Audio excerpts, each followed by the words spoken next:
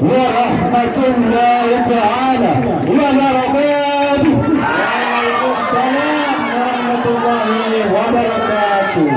الحمد لله رب العالمين، والصلاة والسلام على أشرف الأنبياء والمرسلين وعلى آله وصحبه أجمعين.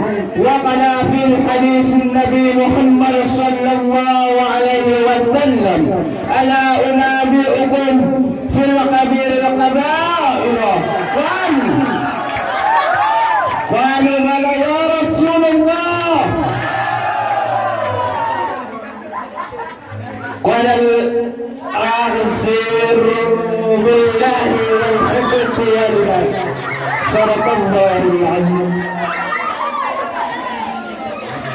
Tiada kata yang paling megah, tiada ungkapan yang paling mewah selain memuja dan memuji Allah yang mana oleh Allah yang pada malam yang berbahagia ini yang telah memberikan kepada kita beribu-ribu nikmat beserta karunia-Nya. Dengan karunia-Nya seekor singa yang keras tidak akan memangsa anaknya, seekor burung yang besar tidak memacu ke murga, seekor gajah yang besar tidak menginjak anaknya.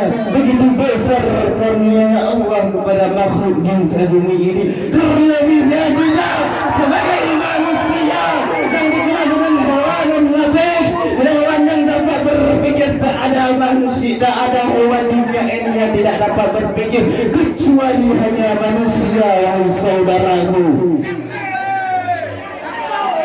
Di antara segala nikmat yang Allah berikan kepada kita, ada dua nikmat yang akan membawa kita kebahagiaan dunia dan akhirat. Apakah nikmat tersebut? Yaitu nikmat iman dan nikmat Islam. Maka bersyukurlah kalian karena tidak semua manusia yang dilahirkan ke dalam muka bumi ini mendapat nikmat iman.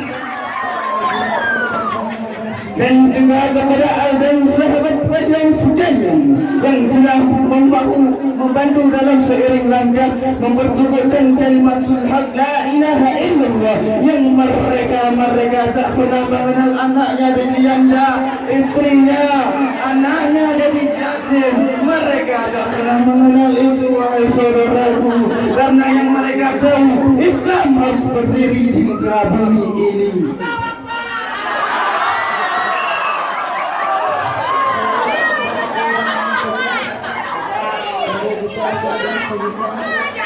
Dan juga kepada ulama mutaqaddimin yang mereka itu yang telah mengarang segala kita di muka bumi.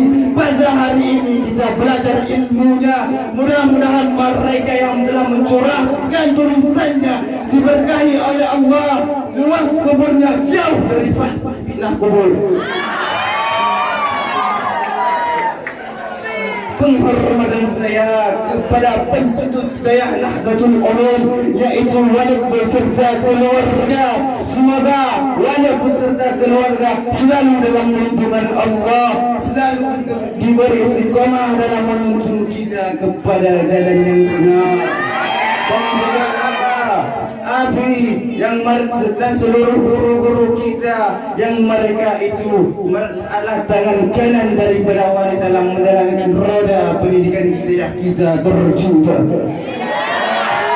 Dan juga saya menjaga kepada Tuan Hakim yang mengenal saya dengan seadil-adilnya. Pada malam berbahagia ini saya akan mengupaskan satu syarahan yang bertema berbakti kepada dua ibu bapa.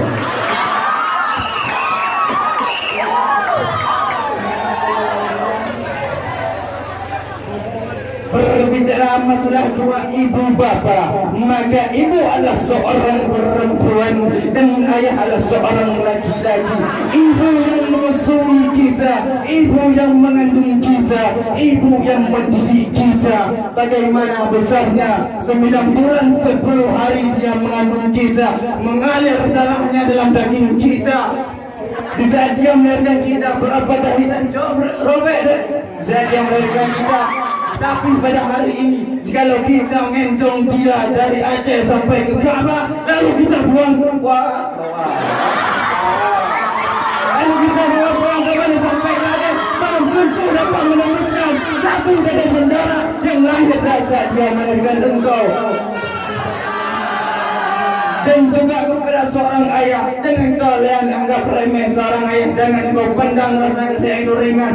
Rasa kasih sayang itu tertuju karena dia takut di saat kalian nanti berkeluarga, dia takut rasa cintanya itu tidak dapat dia lupakan. Itulah sebabnya kenapa rasa kasih sayang ayah lebih kecil daripada rasa kasih sayang ibu. Memang dari wanita itu lahirkan rasa kasih sayang. Di saat nanti kalian berkeluarga, jangan kalian dahulukan istrimu. Kau kan kawinkan nanti kepada seorang ibu di antara cantiknya. Wanita itu bagaikan bunga, saudaraku. Di saat mudanya dia mekar dan bau semerbak. Di saat nanti bunga itu sudah mekar, maka dia akan layu kulit yang jatuh ke tanah. Begitu juga manusia, begitu juga seorang wanita yang cantik. Kalau kau cinta kau kawin kepada seorang perempuan antara hartanya akan binasa, saudaraku. Kau kawin kepada seorang perempuan lantaran sukunya, berapa banyak orang dikeluarkan daripada melarang pandangan suku.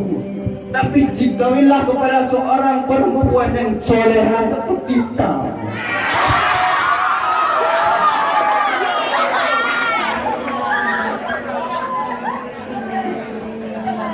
maka daripada itu tidak ada orang lain di muka bumi yang mengucapkan kepada kita sayangnya, itu orang yang pertama memanggilmu sayang adalah seorang ibumu. Karena dari mulut ibumu lah yang pertama memanggilmu sayang, yang pertama meredai dirimu, yang mendoakan untukmu setiap masanya,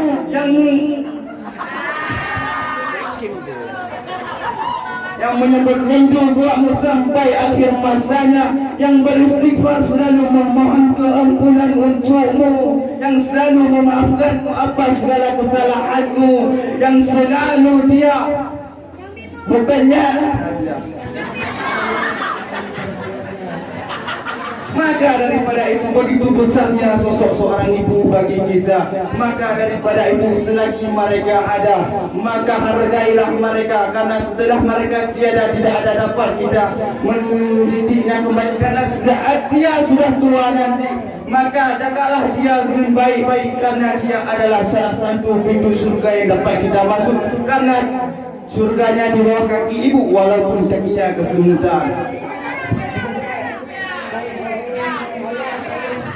Kesimpulan wahai ibu sekalian, maka daripada itu selagi mereka ada, janganlah kalian durhaka kepadanya. Karena dosa terbesar di antara dosa yang pertama syirik kepada Allah, yang kedua durhaka kepada orang tua.